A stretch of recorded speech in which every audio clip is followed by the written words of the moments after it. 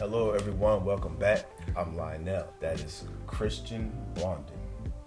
We have a special assignment today, song that I'm really excited to talk about. We're talking about Ginuwine and his debut album, The Bachelor. Yeah. Blondin. I always say yeah when you say something. Yeah. It's not my favorite, but it's one of my favorite debut albums from an R&B artist ever. It's not. I can point out a few flaws in it that aren't really related to Ginuwine, actually. But if you go track for track, I do think this is another perfect album, or damn near perfect album. And it really is. It's a brilliant project, bro. I know we can get into it. Well, first of all, this is still available in some places, but I would recommend that you pick up a copy as soon as possible. I don't think they're pressing anymore. I think it's just what's available. Come get it before it sells out. But it's a really good copy too. It sounds great on vinyl. And it's also another copy that's on Discogs. It was like a promo copy. Oh, I did see a promo. It doesn't have the cover though, right? It doesn't have the cover, but that's available too. Just if we're talking about availability, but I would say get this with the classic cover and all of that. While we're here, let me show you. We'll show you the cover. So this is the cover. All right, it's gatefold. They even gave it a gatefold treatment. I'm really surprised they did this. It's gatefold and all right, and then back track list. This fingernails really bothered me on the back. Shut up. Well, let's go through some of the tracks, bro. Yeah. It's produced by Timbaland, and that was in its entirety, right? In its entirety. The whole thing is produced by Timbaland with Missy. I think Missy produced some songs, and she also wrote some songs. So it kicks off with the intro, the Timbaland intro. Timbaland always has a good intro. It does have a good intro. Yeah. You go to the first track, which is his biggest song ever, which is Pony. Yeah. Can't go wrong with that. There's not much you can say about it other than it's still an amazing track all these years later. That's the song that's kind of the gift and the curse, because it is his biggest song. It's still a really catchy song, but the truth is, if you listen to that song with the rest of the album, it doesn't really set the tone for the album. It actually is a completely different album than Pony. I feel like it's a palate cleanser. So it's like you get all whatever that, like, get that out the way, and then let's get to the real shit. Yeah. During with the next track, which is "Tell Me Do You Wanna," which I think sets the tone for the album for sure. Like I feel like "Tell Me Do You Wanna" sounds like the album cover. It does. I don't know how else to explain that, but it slows it down. Like this is because we're in the era now where a lot of artists are in the feeling. So you have people like Summer Walker and Drake and people saying like in that, I don't even know how you describe that style, like that Marvin's Room type style. It's a vibe. Everything's a vibe. Everything's like really, this album did that a while ago. I mean, Pony wasn't that, but like you said, "Tell Me Do You Wanna," that's how it starts, and then we go into "Holler." That was more of that necessary upbeat song that you kind of had to have here. Look, maybe a little dated now. Yeah, "Holler" is not my favorite song. Yeah, it's a little dated, but it worked for that time. It did. It definitely did work for '96. It worked really well. But and then one of my favorite songs on the album, "Hello." Oh, really? "Hello" was the song that made me realize that I was missing another aspect of the album outside of Pony. Like that's the song that made me go back and listen to the rest of it. I got you. Yeah. Okay. "Lonely Days" is still within that same realm of like vibe, just real lowly.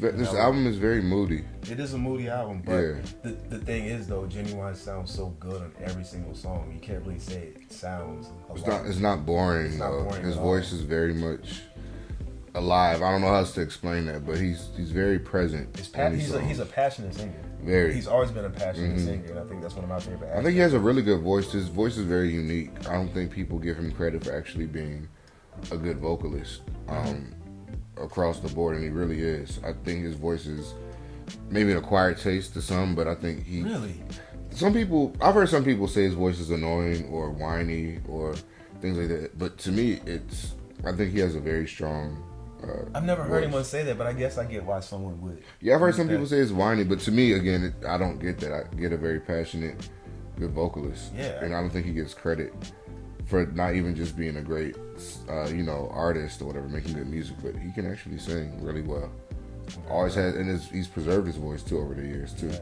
So Just side note. Just want to put that out there. Yeah. Kris just wanted to make that note. Because, I mean, you get that on these songs. All of them. Like, this nigga be singing. It's true. I don't put that in the parentheses for the title. Ginuwine, this nigga be singing. He be singing. Then we go into Ginuwine for Your Mind. That's one of those 90s corny tracks that a lot of artists tried to do, incorporate their name within the song. Again, it works for the album. Not a bad song. He sounds good. It just a little dated now. I agree. And that happens. Like, it was 96. Like, it is what it is. Yeah. Another one of my favorites. This was another one of my top 3. Only When You're Lonely. Really? Yeah. We never talked about. We've never talked about this album. Oh yeah, Only When You're Lonely. Yeah, this is fun. Yeah, Only When You're Lonely. That's one of my. I mean, it's one of my favorite tracks on this album, and one of my favorite Ginuwine tracks. The song title is exactly what the song is about. Someone wants to be with him when it's convenient, and when she's lonely, yada yada yada. So, again, still one of those, still a vibe song.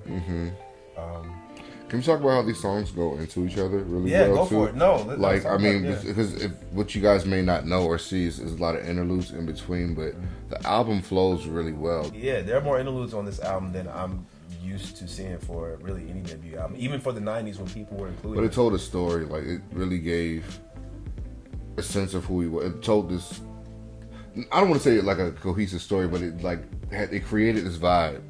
If you want to talk about vibes and stuff, it described his world. Yeah, it sounded like the world of a Bachelor. Yeah. But yeah, I just love how the songs just kind of go together on this album. So I just want to highlight that as well. But next song is "I'll Do Anything." I'm Sorry.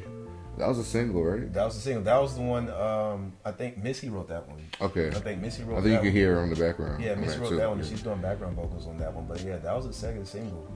That was actually the song that made me like really want to listen to this album. Like, I mean, my cousin had it and she had the tape, so she let me borrow it once.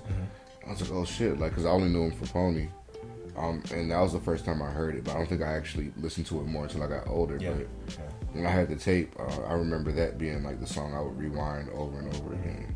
That was a song, brother. Yeah, and they had a video for it too, I think. There is a video for it. World Is So Cold. This is another one. Like, I hate to say, a lot of these songs do sound like they belong on the same album together. I promise you, they do sound different. But that's just another vibe song. Yeah, it's another one of those. Another interlude, and then we get into When Doves Cry, which was actually a pretty good cover to me. People don't like it. You know, I don't hate it. I think that he did well, considering that it's a Prince song, that he's trying to cover a Prince song. I mean, that's really bold to do that anyway. Yeah, on your first album at that, when nobody knows who you are. Exactly. Yeah. It was really bold. So, I mean, it's nothing to... I don't think... I really enjoyed the video. I remember that. See, I don't even remember the video. The video was really good. It was good, like, showmanship. He was, like, dancing his ass off. Showmanship. Like, it was a very, like, it was very entertaining. Yeah. But yeah, When Doves Cry, I think maybe that's why I like the song, because I remember the video being dope. But it wasn't a bad cover. He did what he could with it, with like the producers that he had, without trying to recreate the same exact song. What's up with him doing covers? Did he covered Michael Jackson? She's Out of My Life. He tried to cover the greats, which that one wasn't a bad cover. His influences though, like he studied greats. Exactly. Yeah. That was When Doves Cry, another interlude. Then we get into more of, this is kind of, I think, Timbaland's area, that he just kind of takes the last few moments of the album to flex his production abilities. You have G-Thing and 550 What. That's an interesting 550 What, because that was Babyface's and Tracy Evans' label, right? Was it? I didn't know that. Hold on. I believe so. Where's my... It was through Tommy Mottola. Okay. No, it was their record label. Okay. It was known as Sony 550, so it wasn't Babyface, but it was under Tommy Mottola. But I don't know why he did a song representing that. I don't understand it. Like I said again, it was more so. I think the takeaway from that is Timbaland's a really good producer. Yeah. From what I recall, Ginuwine isn't really even singing that much on these songs. Like it's a big party at the end, so like a bachelor, like a bachelor party. So, but yeah, that was wow. We went through The Bachelor. That's a short track list. That's 11 songs. It's 11 songs. So like I said, if you go track for track, 12. Sorry. Yeah, so 12 songs. So if you go track for track, if it's not perfect, it's really close to being perfect. Yeah. In my opinion. And if I would say it's perfect for the time that it was released. Yeah. And then as far as it aging, I would give it like a 8 out of 10. Yeah, I think it still passes because there's a lot of songs on here that you can still play, and that definitely sound relevant now, especially considering we have all these low vibe. Let me stop calling low vibration singles. These niggas that can't sing. But yeah, I had so much fun talking about Ginuwine. Yeah, we should do another episode. I think we're gonna do 100%. We should do 100%, and we should also do the life because I don't think you've listened to that. I have. Have you? Yeah. What do you think? You can talk about it.